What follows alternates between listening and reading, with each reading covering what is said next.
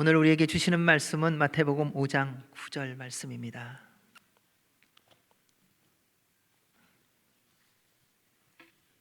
우리가 참 목소리로 하나님의 말씀을 함께 봉독하도록 하겠습니다. 마태복음 5장 9절입니다. 같이 읽습니다. 시작. 화평하게 하는 자는 복이 있나니 그들이 하나님의 아들이라 일컬음을 받을 것이며. 저희들은 계속해서 복 있는 사람에 대해서 함께 말씀을 나누고 있습니다.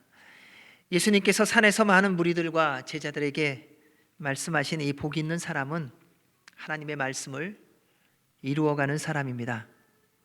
하나님의 말씀을 이루어가는 사람이 되기 위해서는 하나님의 말씀대로 살아야 합니다. 하나님의 말씀대로 살아가려면요, 하나님을 믿어야 합니다.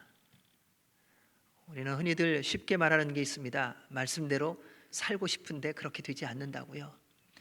왜 말씀대로 살아야 된다는 것을 알고 있는데 왜 말씀대로 살아지지 않는가? 그 말씀을 온전히 믿지 못하고 있기 때문은 아닐까요? 이 세상을 살아가는 모든 사람은요, 결국 행하는 것, 살아가는 태도, 말하는 것, 뭘 하든지 보면 믿음대로 하고 있다는 것입니다. 결국 자기가 믿는 대로 말하고요, 자기가 믿는 대로 살아가고 있습니다. 그래서 내가 믿는 것이 아닌 다른 것을 얘기할 때는 누가 무슨 말을 해도 별로 들리지 않는다는 것입니다. 그래서 하나님을 믿는 믿음이 없이는요, 예수님을 믿는 믿음이 없이는요, 그분의 말씀이 들리지도 않고요, 듣지도 못한다는 것입니다. 그래서 말씀에 믿음이 없이는 하나님을 기쁘시게 하지 못하나니 하나님께 나아가는 자는 반드시 그가 계신 것과 또한 그가 자기를 찾는 자들에게 상 주시는 이심을 믿어야 한다라고 말씀하셨습니다. 사랑하는 여러분, 여러분은 예수 그리스도를 믿는 줄로 믿습니다. 그렇다면 그것은 여러분은 하나님의 말씀대로 살아가고 있는 사람이라는 것이지요. 그리고 하나님의 말씀대로 살아가는 사람은요, 예수님을 날마다 알아가고요, 닮아가는 사람입니다. 우리는 누군가를 닮아가는데 어떻게 닮아가느냐? 그 사람을 믿고 그 사람이 말한 대로 순종함을 통하여 알아가고 닮아가는 겁니다.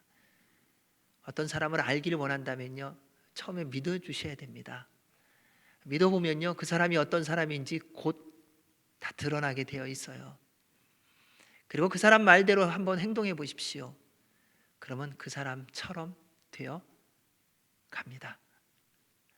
우리가 주님을 닮아가기를 원한다고 말합니다. 주님을 알아가기를 원한다고 고백합니다.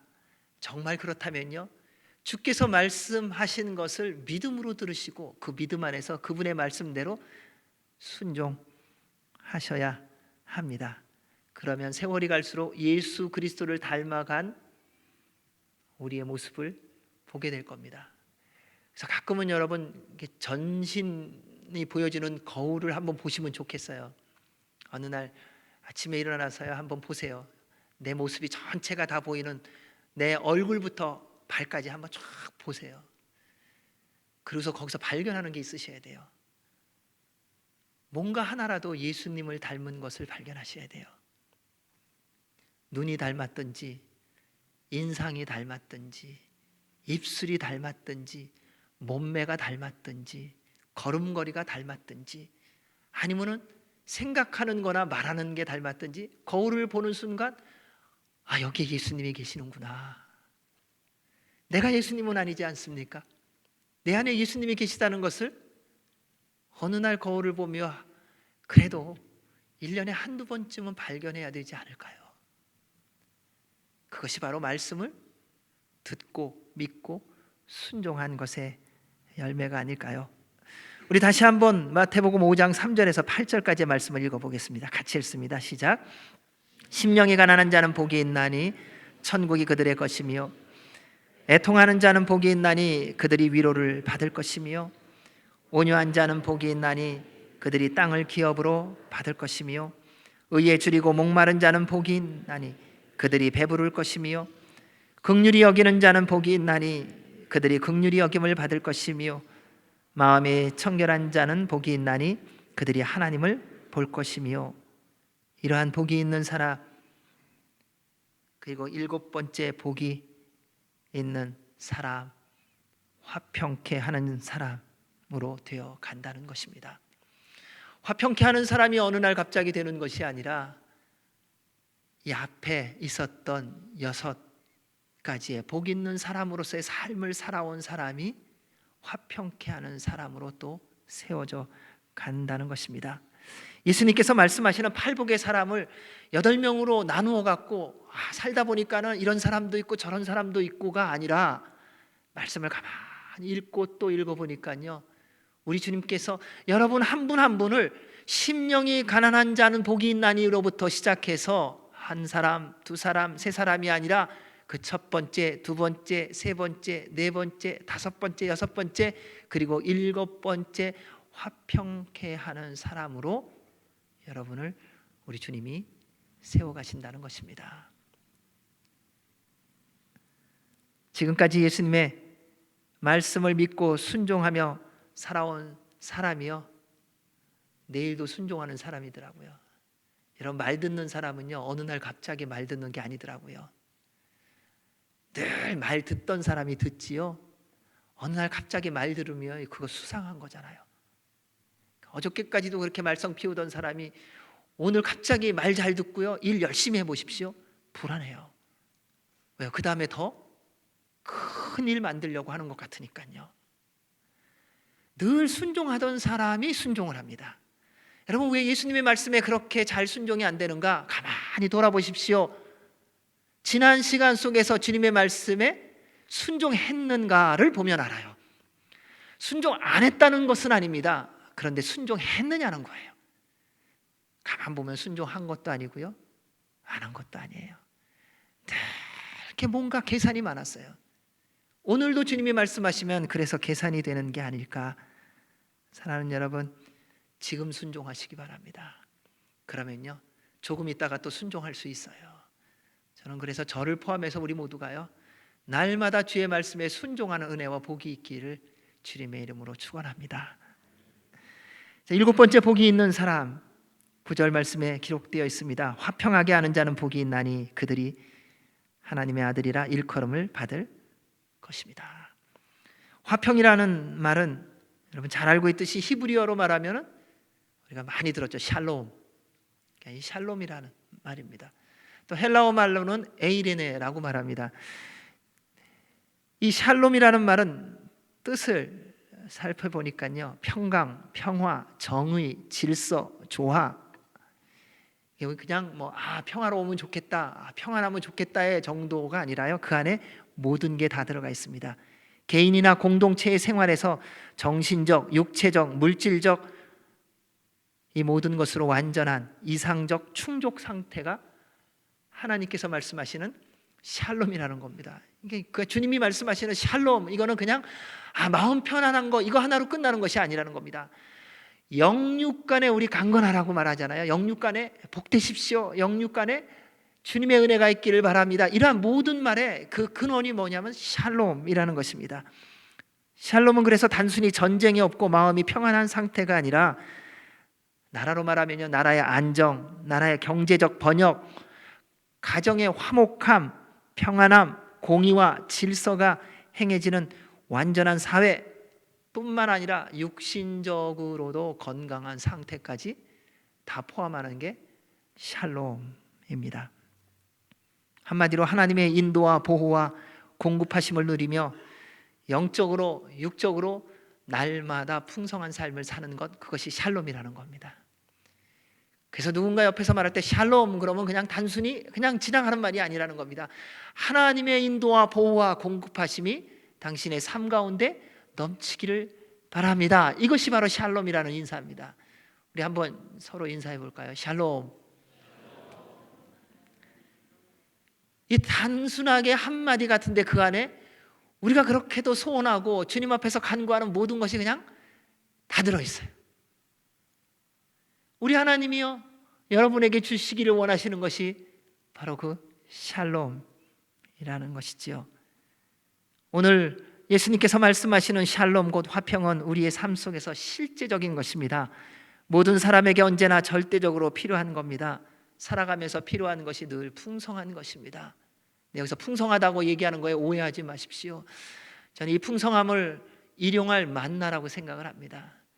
여러분, 사는 인생 동안에 일용할 만나가 그치지 않는다면 풍성한 것을 믿으시기 바랍니다. 우리는 재놓고 살라 그래요. 그런데 재놓으면요 썩어요. 그래서 가끔은 이사 가시는 게 좋은 게 뭐냐면요, 이사 가다 보면요 냉동고에 있는 거 2년째 그대로 있는 거 있더라고요. 10년 사신 분은요 10년 동안 어딘가 보관해둔 물건 10년 동안 그 자리에 있는 게 있더라고요. 그리고 이사할 때 정리하면서 보면서 뭐라고 말하는지 아세요? 이게 여기 있었네. 사랑하는 여러분, 오늘을 살고 계시다면 풍족하신 겁니다. 그것이 주님이 함께 하심이라는 것입니다. 주님과 함께하는 삶을 살아가면요, 주님이 주시는 샬롬을 누리면요 가장 풍성해지는 거의 첫 번째가 뭔지 아세요? 하나님과의 관계가 풍성해져요. 어딜 가든지 감사가 넘치고요, 무엇 하든지 기쁨이 있고요.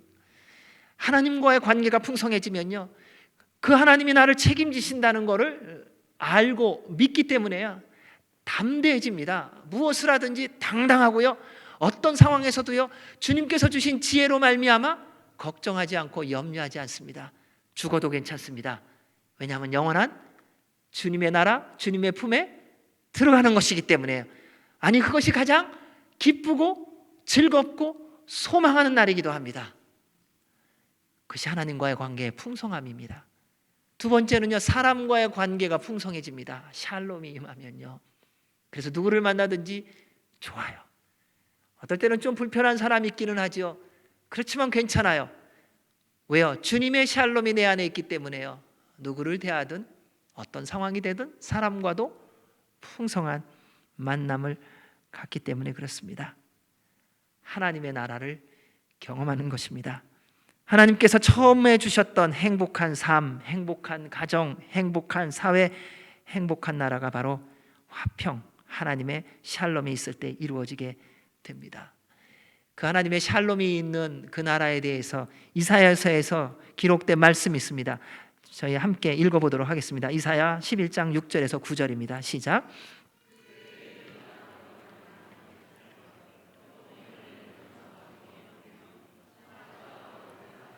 살찐 짐승이 함께 있어 어린아이에게 끌리며 암소와 곰이 함께 먹으며 그것들의 새끼가 함께 엎드리며 사자가 소처럼 풀을 먹을 것이며 젖 먹는 아이가 독사의 구멍에서 장난하며 젖된 어린아이가 독사의 굴에 손을 넣을 것이라.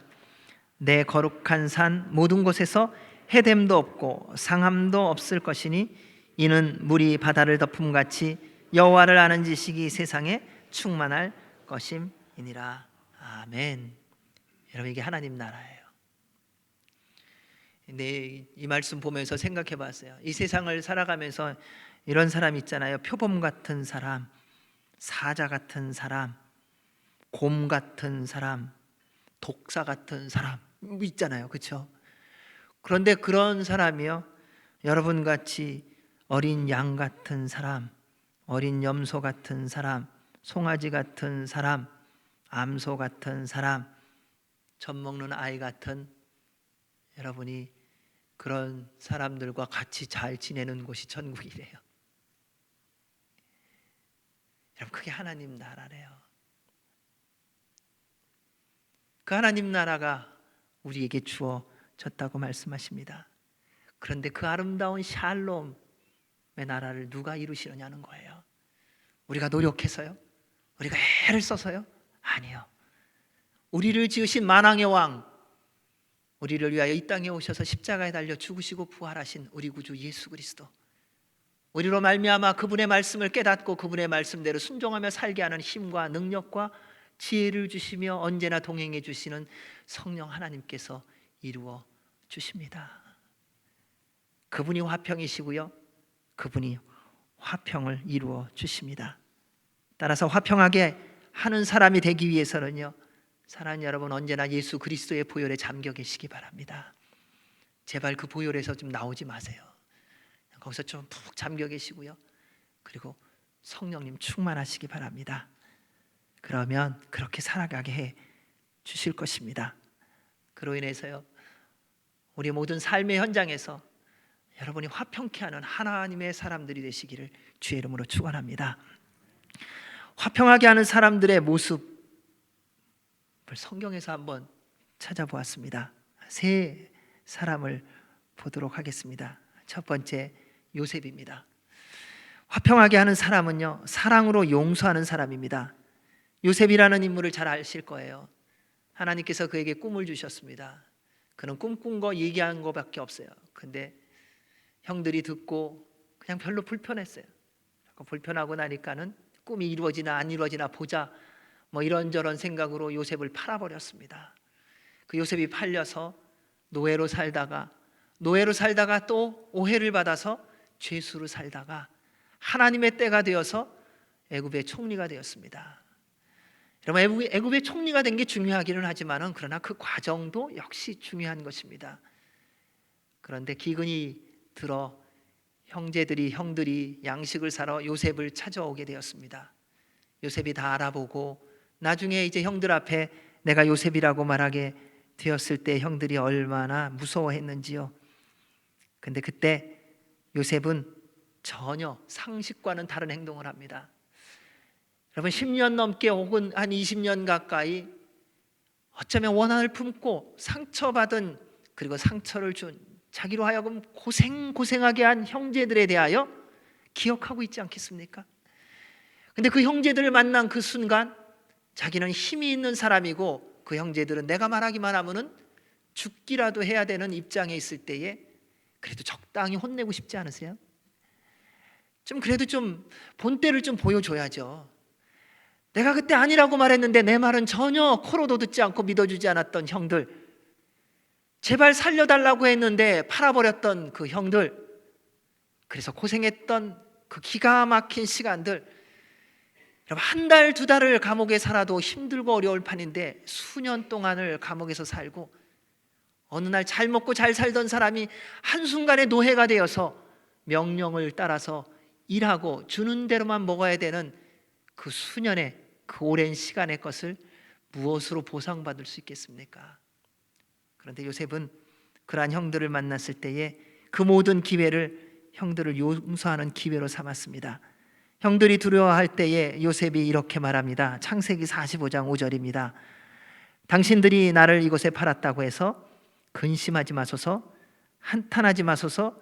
하나님이 생명을 구원하시려고 나를 당신들보다 먼저 보내셨나이다. 사랑하는 여러분, 화평케 하는 사람이 사랑으로 용서할 수 있는 근거가 여기 있습니다. 하나님이 중심이었어요. 형들 그렇게 했는데 내가 지금 총리가 됐다고 자랑하지 않습니다. 자신이 총리가 된 거에 대한 그 모든 근원이 하나님의 뜻이었다는 겁니다. 하나님이 그렇게 다 하셨다는 겁니다. 그리고 하나님이 이곳까지 인도하셨다고 말합니다.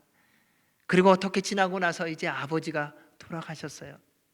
한 번은 그렇게 넘어갈 수 있죠. 형들이 더 불안합니다. 이제 아버지 죽었으니까 우리 더 큰일 났다. 그래서 형들이 요셉에게 이렇게 말했습니다. 아버지의 유언입니다.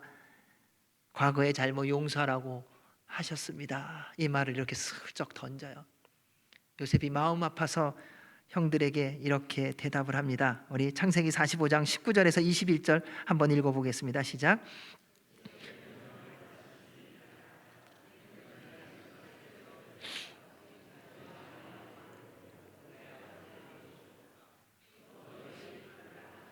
죄송합니다. 이게 잘못됐습니다.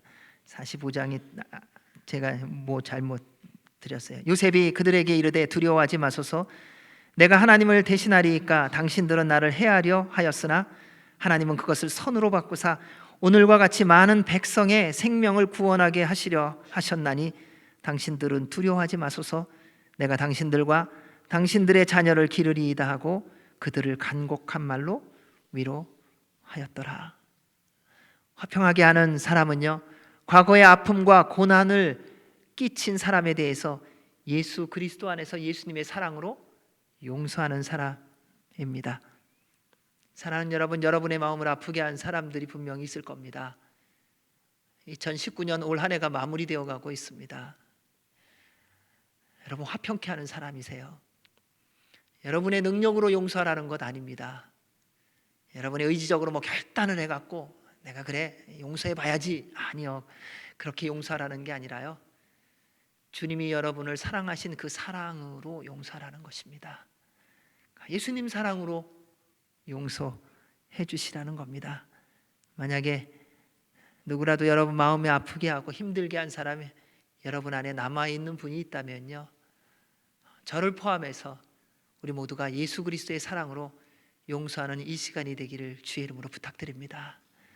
그때 여러분 화평하게 하는 사람이 된 것을 우리 주님이 보게 해 주실 겁니다. 두 번째 사람입니다. 아브라함입니다. 화평하게 하는 사람은요, 양보하는 사람입니다. 믿음의 조상 아브라함은 조카 롯을 데리고 하나님의 명령대로 본토 친척 아비집을 떠나 주께서 지시할 땅으로 떠났습니다. 그렇게 떠나면서 함께하면서 롯은 아브라함으로 말미암아, 삼촌으로 말미암아 모든 재산이 풍성해졌습니다. 여러분, 가난할 때 잘 싸울까요? 풍성해질 때 잘 싸울까요? 살아보니 풍성할 때 잘 싸우시더라고요. 가난할 때는요, 서로를 이렇게 챙기더라고요. 그래서 옛날 가난할 때는요, 콩 하나인데도 반쪽으로 나눠 먹었다 그래요. 그래서 다른 사람 못 먹었을까 봐 지나가는 사람도 불러갖고요, 아유, 식사는 했냐고 와서 숟가락 하나 놓고 밥 한 술, 표현을 그렇게 하지 않았습니까? 밥 한 술 뜨고 가라고. 밥 한 그릇 줄 만큼은 없었어요. 그런데 밥은 있어요. 근데 내가 너무 배고프고 가난하니까요, 지나가는 사람의 배고픔이 보이기 시작하는 거예요. 그 사람을 향하여 말하는 거 아닙니까? 지금 식사 시간인데 식사하셨어요? 밥 한 술 뜨고 가세요. 근데 풍성해지고 나니 점점점 나를 챙기기 시작합니다. 뭘 먹을까? 무엇을 마실까? 무엇을 입을까? 여러분, 다 풍성해져서 고민하는 거더라고요. 풍성 안 할 때는요, 있는 대로 입어요. 있는 대로 드시고요. 보이는 대로 마셔요. 이렇게 고를 일이 아니더라는 겁니다. 아브라함과 롯의 종들이 풍성해지니까 그 목자끼리 다투었다고 합니다. 그때 아브라함이 롯에게 제안을 합니다. 창세기 13장 9절에 이렇게 말합니다. 내 앞에 온 땅이 있지 아니하냐? 나를 떠나가라. 내가 좌하면 나는 우하고 내가 우하면 나는 좌하리라. 여러분, 양보는 누가 하는 줄 아세요? 힘 있는 사람이 하는 거예요. 양보는요, 기득권자가 하는 거예요. 내어놓는 것은요, 강한 사람이 하는 거예요. 연약한 사람은 내어놓는 것도 아니에요. 연약한 사람에게는 양보라는 게 있을 수가 없어요. 다 강한 자가, 있는 자가, 행할 수 있는 권력이 있는 자가, 재물을 가지고 있는 자가, 지식을 갖고 있는 자가 양보하는 거예요. 그때 양보라고 말할 수 있는 것입니다. 아브라함은 그렇게 했습니다. 어른입니다. 본인 때문에 조카 롯이 부해진 것입니다. 그가 먼저 주장할 수 있었습니다. 그런데 양보하더라고요. 롯아, 내가 원하는 데가 어디냐? 마음대로 가래요. 마음대로 선택하래요. 그리고 남은 거 내가 선택할게. 이것이 바로 화평하게 하는 사람의 모습입니다. 사랑하는 여러분, 생활을 하다 보면 양보할 때가 있을 겁니다. 그때 주장하지 마시기 바랍니다. 여러분, 힘이 있다면,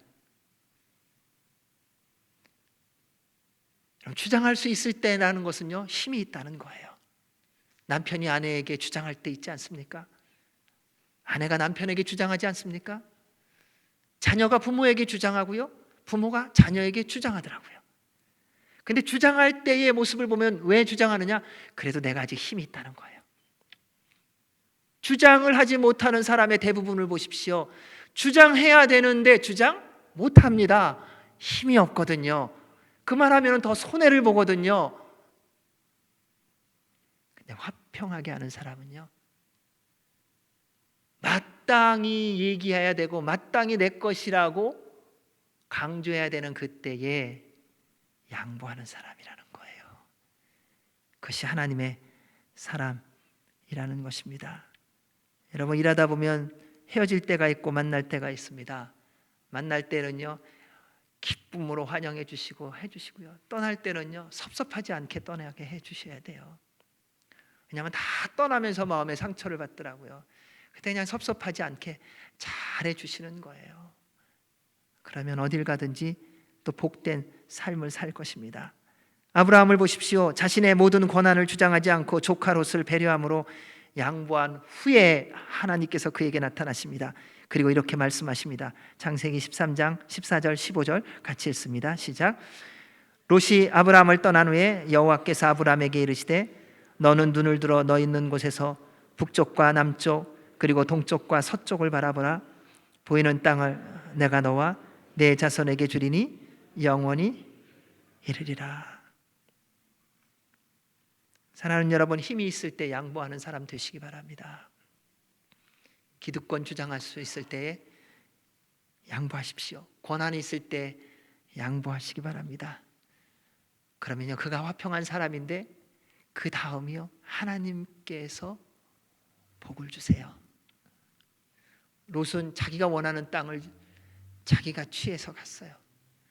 아브라함은요, 그렇게 양보하고 나니까는 하나님께서요, 아브라함에게 주시고 싶은 땅을 주시더라는 거예요. 여러분, 우리가 갖는 것은요, 요만큼이에요. 하나님으로부터 오면요, 끊임이 없어요. 하나님이 주시는 게 큰가요? 내가 생각해갖고 꿈꿔갖고 갖는 게 큰가요? 선택하시라는 거예요.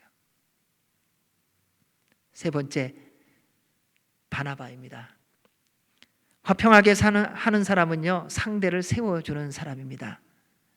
사울이라는 사람이 있었습니다. 그는 스데반 집사님이 복음을 전하고 돌 맞아 죽을 때에 많은 유대인들이 그 앞에 옷을 벗어 던지며 증인으로 삼았습니다. 그리고 그는 그리스도인들을 잡으러 다메섹으로 달려가다가 예수님을 만났던 사람입니다. 그런데 어느 날 갑자기 변한 바울, 그 사울이라는 청년을 누가 믿어줄 수 있겠습니까? 아무도 믿지 않습니다. 나 예수님 만났다고 얘기해도 다 두려워서 도망갑니다. 왜냐하면 그 사람은 얼마 전까지만 해도 그리스도인들을 잡아 죽이고 가두었던 사람이었기 때문이죠. 그러한 사울이 예루살렘에 가서 제자들을 사귀고자 했습니다. 다들 두려워하고 그의 제자됨을 믿지 않았습니다. 근데 그때 그를 변호해 주었던 한 사람이 있었는데 그가 바로 바나바였습니다. 그래서 사울이 제자들과 함께 예루살렘에서 지내며 예수님을 전하는 삶을 살 수 있게 되었습니다. 사랑하는 여러분, 오늘날 우리에게 필요한 사람이더라고요. 세움을 받아야 될 사람을 세우기 위해서 자신을 내어놓는 사람. 여러분, 이런 사람이 오늘날 필요합니다. 아무도 믿지 않고 두려워하는데 바나바는 사울의 회심과 예수 그리스도의 제자됨을 사도들에게 말해주었습니다. 오해받을 거를 각오하고요. 이 사람 진짜라고, 예수님 만났다고. 왜요? 그는 사울과 함께 지냈던 시간이 있었을 테니까요. 그로 인해 사도들과도 함께 지내며 주님을 섬길 수 있도록 세워주었습니다. 이는 욕심과 경쟁심이 없어야 할 수 있습니다. 진심으로 상대를 주님 안에서 사랑해야만 가능하더라고요. 일하다 보니까 그런 일들이 많더라고요. 저도 욕심이 얼마나 많은 사람인지 모릅니다. 무슨 일을 하면요, 어떤 사람이 할 때 잘했으면 좋겠다는 마음도 있고요, 잘못해도 괜찮겠다라는 마음도 있을 때가 있어요. 근데 언젠가 봤더니요, 그 일을 제가 조금 할 수 있는 일을 볼 때, 저 사람이 좀 잘못하면 내가 그 다음에 보완해서 잘해야지. 이게 경쟁심이고 이게 욕심이었더라고요. 근데 바나바라고 하는 인물은요, 그런 마음이 없었더라고요. 하나님의 사람인 사울을 세움받게 하기 위해서 자신의 전부를 내어 놓았던 사람입니다. 우리 생활 속에서도 마찬가지여야 합니다. 열심히 할 수 있고 잘할 수 있는 사람을 세우는 사람이 되어야 합니다.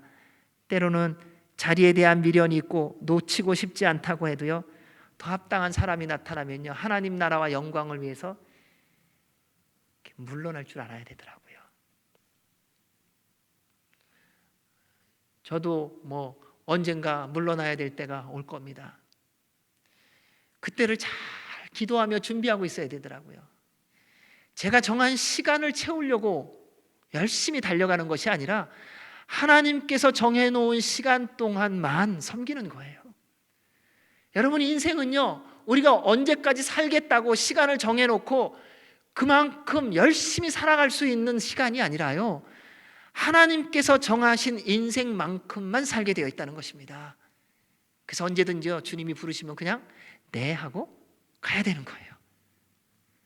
우리가 일할 때도 마찬가지라는 겁니다. 내가 더 잘할 수 있는 것 같아요. 그러나 누군가 세움을 받아야 될 사람이 온다면 기꺼이 그를 세워주는 것, 그것이 화평케 하는 사람이라는 겁니다. 그러면 어떻게 해야 화평하게 하는 사람이 될 수 있겠는가? 그것은요, 이 앞에 있었던 6가지의 복 있는 사람의 삶을 살아온 사람이 화평하게 하는 사람이 됩니다. 이는 늘 성령님 충만해야 되고요, 그로 말미암아 하나님과 화목함을 누리고 이웃과 화목함을 누려야 한다는 것입니다. 세상에 두 종류의 사람이 있더라고요. 화평하게 하는 사람과 전쟁하게 하는 사람. 여러분, 어떤 사람이세요? 내가 화평하게 하는 사람은 아니지만 그렇다고 전쟁하는 사람까지야.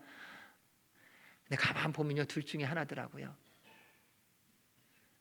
가만히 주님 안에서 한번 일주일 지내시면서 생각해 보십시오. 나는 가는 곳에서 화평케 하는 사람인가? 전쟁하게 하는 사람인가? 사람을 만나보면 알 수 있습니다. 화평하게 하는 사람을 만나면요, 별 얘기 안 했는데도요, 마음이 평안해요. 그리고 그 다음에 또 만나고 싶어요. 근데 전쟁하게 하는 사람은요, 별 얘기 안 했어요. 근데 갔다 오면요, 마음이 분유해지고요, 그 다음에 별로 만나고 싶지 않다라는 것입니다. 처음에 구별하기는 어렵지요. 그러나 시간이 지날수록 구별이 되어진다는 것입니다. 사랑하는 여러분, 세상에 사단은요, 양의 탈을 쓴 늑대와 이리 같아서요, 이 전쟁을 잘하는 사람 처음 만나면요, 굉장히 선해 보여요. 저는 좀 싸납게 보이잖아요. 그러니까 알고 보면은 알고 보면 그래도 저도 처선한 게 좀 있는데 다들 그렇게 좀 싸납게 보시는 것 같아요. 저 사람 참 냉정한 사람이다. 참 피도 없는, 눈물도 없는 사람이다. 근데 이렇게 찔러보면요, 저도 피도 나오고요, 아프면요, 눈물도 나오고 그렇더라고요. 사랑하는 여러분, 우리는 보는 대로 사람을 판단하기를 참 쉬워합니다. 근데 세상의 사람들 보면요, 근사하게 보이는데요, 아니요, 근사함 속에 사악함이 참 많더라고요. 예수님의 모습에 대하여 말씀이 뭐라고 기록되어 있습니까? 그분은 볼품이 없으셨대요. 이 사람도 무시하고 저 사람도 무시하고 함께 가고 싶지 않은 모습이었대요. 그런데 그분이 우리 구주세요. 여러분은 어떤 사람 좋아하세요?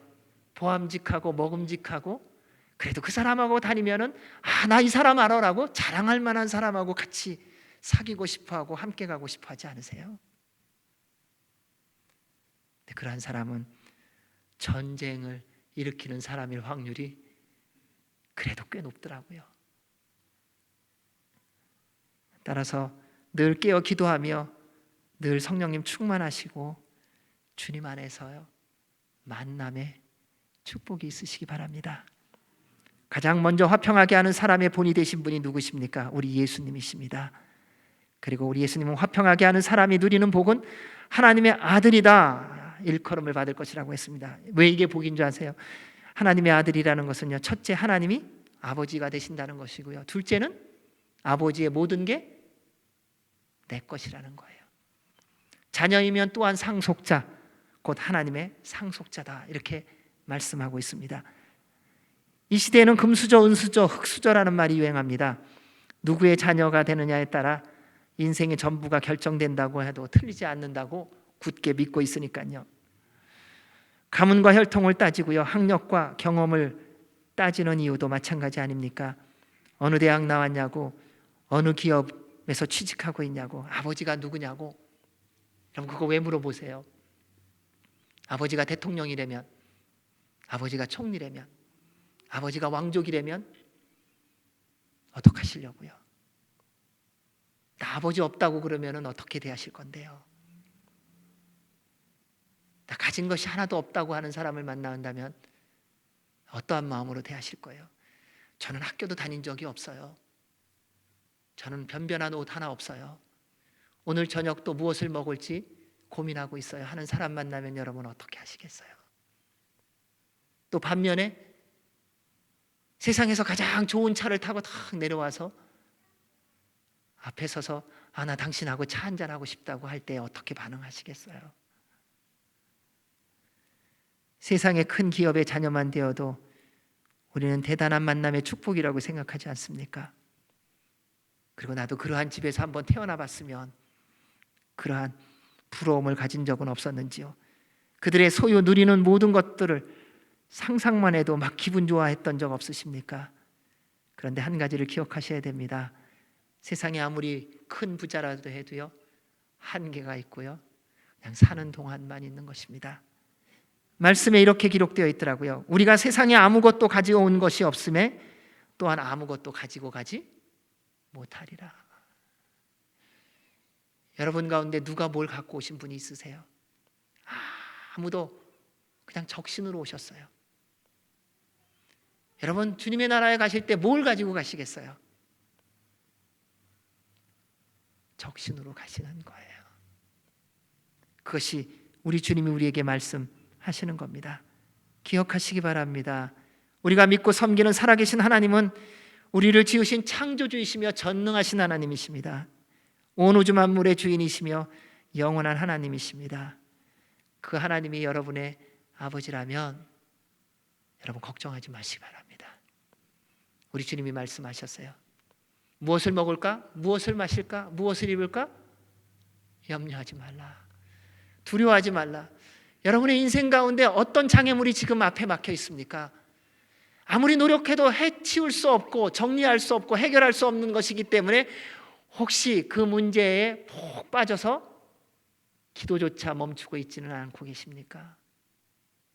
만약 하나님을 아버지로 믿고 계시다면 사랑하는 여러분, 다시 예수 그리스도의 이름으로 일어나시기를 주의 이름으로 축원합니다. 우리 하나님 어떤 하나님인 줄 아세요?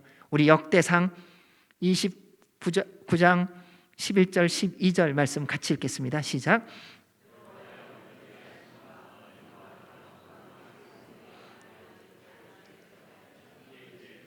천지에 있는 것이 다 주의 것이로소이다. 여호와여, 주권도 주께 속하여 싸우니 주는 높으사 만물의 머리이심이니이다. 부와 귀가 주께로 말미암고 또 주는 만물의 주제가 되사 손에 권세와 능력이 있사오니 모든 사람을 크게 하심과 강하게 하심과 하심이 주의 손에 있나이다. 아멘. 여러분, 이분이 여러분의 하나님 아버지세요. 이분이 여러분의 영원한 아버지세요. 사랑하는 여러분, 이 하나님이 여러분의 아버지이신 것을 믿으시나요? 근데 왜 염려하세요? 그런데 왜 두려워하세요? 왜 내일을 어떻게 살까 그렇게 고민하세요? 만왕의 왕 전능하신 하나님, 모든 우주 만물의 주인이신 하나님이 여러분의 아버지라고, 너는 내 것이라고, 두려워하지 말라고, 놀라지 말라고 말씀하시는데 왜 염려하고 두려워하고 걱정하고 방황하고 계세요? 왜 죽음을 두려워하세요? 왜 가난을 두려워하세요? 왜 버림받을 것을 그렇게 힘들어하세요? 그 하나님이 여러분 책임지시지 않으시겠습니까? 그 하나님 아버지 앞에 나아가 구하셔야 되지 않습니까? 아버지, 저 배고파요. 아버지, 저 힘들어요. 그게 아들의, 딸의 마땅한 자격 아닙니까? 근데 이걸 왜 못 느끼느냐? 화평케 하는 사람으로 살지 않기 때문에 그렇더라고요. 화평케 하는 사람으로 살면요, 하나님의 자녀됨이 깨달아지더라고요. 그래서 어디를 가든지요 당당해요. 높은 사람 만났다 괜찮아요. 왜요? 하나님이 나의 아버지신데요. 그 사람을 세운 분이 하나님이신데요. 그 사람에게 그 능력을 주신 분이 하나님이신데요. 그 사람에게 그 재력을 주신 분이 하나님이신데요. 그 당당해요. 사랑하는 여러분, 우리 한번 이거 읽어보기를 원하는데요. 성 프란시스의 평화의 기도 아시죠? 화평하게 하는 사람, 자, 한번 저희 읽어보도록 하겠습니다. 같이 한번 읽겠습니다. 시작.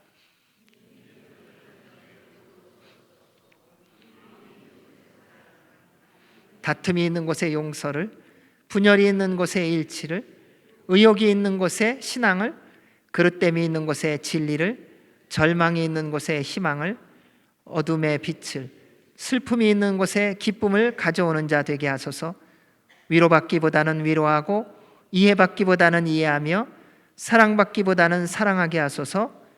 우리는 줌으로써 받고 용서함으로써 용서받으며 자기를 버리고 죽음으로써 영생을 얻기 때문입니다. 예수 그리스도께서 우리의 모든 죄와 허물을 대신 짊어지시고 십자가에 달려 죽으심으로 하나님과의 관계를 회복해 주셨습니다. 그리고 우리에게 하나님의 자녀 되는 길이 되어 주셨지요. 이제 주님을 구주로 믿음으로 말미암아 구원받은 우리 모두는, 여러분은 하나님의 자녀입니다. 하나님께서 여러분의 아버지이십니다. 여러분 화평케 하는 사람이 되시기 바랍니다. 여러분의 가정에서부터 시작하시기 바랍니다. 여러분 이런 말 이제 하지 마시기 바랍니다. 내가 지금 70년, 80년 이렇게 살아왔는데 뭐 내가 그런 사람 되겠냐고. 아니요, 지금이 하나님께서 명령하시는 겁니다. 여러분 가정에서 화평하게 하는 사람 되시기를 주의 이름으로 축원합니다. 여러분의 일터에서 화평하게 하는 사람이 되시기를 주의 이름으로 축원합니다. 그를 통해 남은 모든 평생 동안 하나님의 영광과 기쁨이 되시는 저와 여러분 되시기를 주의 이름으로 축복합니다. 아멘. 기도하겠습니다. 하나님 아버지, 우리로 화평하게 하는 사람 되게 하셨습니다. 주님, 늘 그렇게 살 수 있도록 성령님 충만하게 하여 주시옵고 말씀 따라 살아가는 우리 모두가 되게 하여 주시옵소서. 그래서 우리의 가정이, 주님의 공동체가, 허락하신 일터가 하나님의 나라가 되게 하여 주옵소서. 예수님 이름으로 기도하옵나이다. 아멘.